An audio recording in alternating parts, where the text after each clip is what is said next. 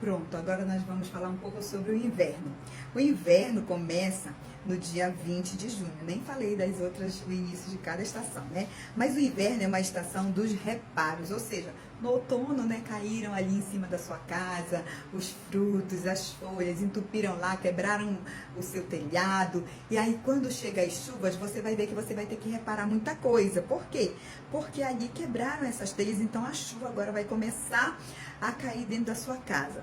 Mas também é um tempo de se aquecer. Olha só que coisa linda, né? O inverno é caracterizado por apresentar menores temperaturas do ano e nessa época é comum a migração de espécies de animais para as regiões com mais alta temperatura, né? Com temperatura mais elevadas para que eles se mantenham quentinhos. Em diversas localidades ocorrem geadas e nevascas nessa estação.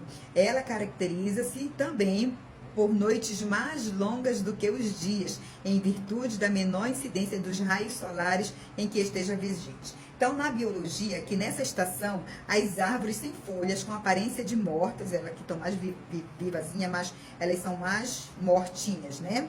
Está passando por um processo interno que iniciou-se lá no outono, que ajuda a mantê-las vivas. Durante o inverno, com as baixas temperaturas e diminuição das horas de luz, acontece em algumas plantas o que os biólogos chamam de estresse ambiental. Esse processo pode ser considerado uma adaptação necessária para que elas consigam sobreviver. Então, ela precisa de energia. Ela precisa de sol, de raios solares, mas aí o sol está mais ameno, não é? Então, ao contrário de que muita gente pensa, o frio é essencial para o desenvolvimento de algumas espécies. As plantas também produzem seus hormônios, como o nosso corpo também produz. Olha, o nosso corpo produz o hormônio do sono, que é a melatonina, o hormônio do riso, que é a endorfina, hormônio do choro, que é a ocitocina, e a prolactina, hormônio da sexualidade masculina, que é a testosterona, e o hormônio sexual feminino, que é o estrogênio. Então, as plantas também, elas produzem, né? Como vimos lá no outono, elas produzem hormônios responsáveis por desenvolver a produção de substâncias na forma de carboidrato, como o nosso corpo precisa de carboidrato, assim as plantas também precisam, né? São armazenadas no caule e na raiz, para que tenham nutrientes o suficiente para florescerem na próxima estação, que é a primavera. Elas parecem hibernar, estão em hibernação, parecem estar sofrendo, mas na verdade estão se aquecendo e desenvolvendo. Assim como as plantas passam por esse processo de mudança, quem nunca passou por um processo de mudança na vida, né? Então, não vamos deixar de lembrar de personagens bíblicos, como Sara, como Raquel, como Rebeca, como Ana, Esther. Essas mulheres todas, elas passaram um inverno de humilhação. Sara não podia ter filha, era humilhada por H, né? Sara era humilhada por H, porque não podia ter filho.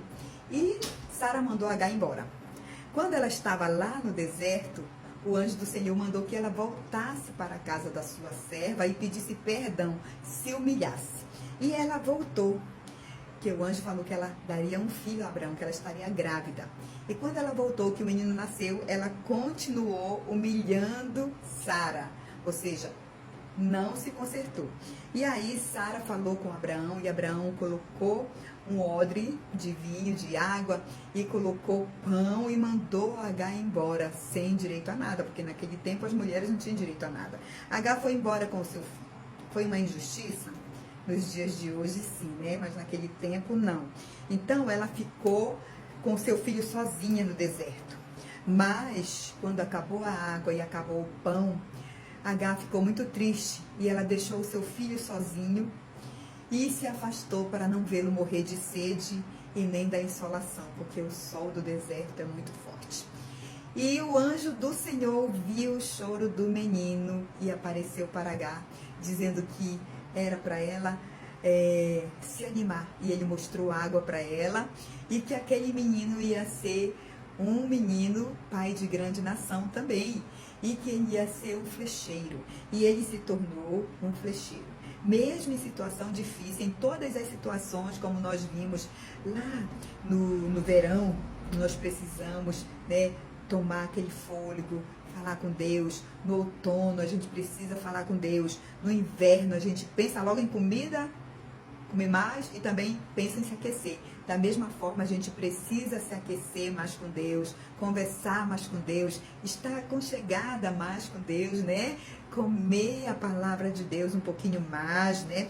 Nós precisamos fazer isso. Sara, mesmo assim, Agar, mesmo assim, ela foi socorrida pelo Senhor, o Senhor mostrou água e eles passaram a viver bem. Raquel também, que foi humilhada por sua irmã Lia, o Senhor atendeu ali o ventre dela. Rebeca, a mãe dos gêmeos, que também sofreu um verão difícil porque teve que deixar o seu filho embora por causa da tramóia que eles aprontaram, né? Ana, a mulher estéril, né? Que era humilhada por Penina, atormentada todos os dias, porque não engravidava, ela chorava amargurada, e quando já estava cansada de ser humilhada, ela foi de novo falar com o Papai do Céu.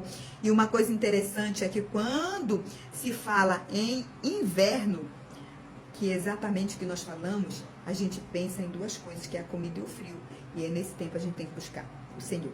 Ana, ela se achegou mais nos pés do Senhor, ela conversou com o Senhor, e o sacerdote, ele conversou com ela, né? Então, nesse tempo de inverno rigoroso, é tempo de nós invernarmos um pouco mais, e um pouco de reclusão, falar com o Senhor. É um tempo de restauração dos fortes ventos causados pelo outono, né? Devido ao extremo ativismo, aquela coisa toda. Nós precisamos ter um período, tirar um pouco de tempo mais para descansarmos, para falarmos com o Senhor, para curar as nossas feridas, como diz em Salmo 147, que Ele cura nossas feridas. O Salmo 34:18 diz que Ele vem e está perto do coração quebrantado. Isaías 61 também fala de restauração, de libertação, né? Como o outono deixa feridas, nós vamos nos permitir a ser curados aqui no inverno, porque nós vamos nos aproximar mais de Deus. Foi o que Ana fez. Ela foi lá, então ela clamou ao Senhor. Nada do que a gente passa nas estações é em vão. Nós sempre estaremos passando por isso por causa de um propósito. Então, nós vamos orar mais, vamos buscar mais a Deus, silenciar o nosso coração em um lugar e abrir só para o Senhor. Não é fácil passar pelo inverno, porque é muito difícil, assim, todas as coisas que vêm, o frio, né? Muitas pessoas não têm nem cobertor, muitas pessoas passam situações difíceis, não têm alimento, e isso fica bem difícil.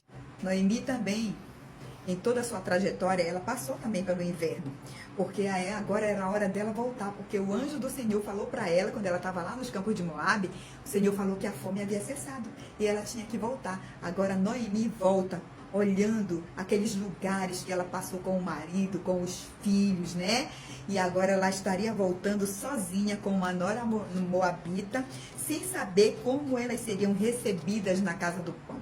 Noemi não tinha mais esperança de nada, porque ela já era uma senhora e ela não tinha como ser cuidada, porque naquele tempo, quando o marido morria, os filhos cuidavam da mãe, mas havia também morrido seus filhos. E essa mulher, Noemi, sua nora, Ruth, sua nora, ela decidiu abandonar os seus pais, os seus deuses, toda a sua família, para seguir com Noemi para a casa do pão. Só que as duas não sabiam como elas iriam ser recebidas ali, porque era uma cidade desconhecida para Ruth. Noemi, por ser idosa, já estava sem esperança, e Ruth, por ser moabita, também tinha uma preocupação, porque essas mulheres que eram estrangeiras, elas podiam ser usadas, abusadas, sem que ninguém as protegesse.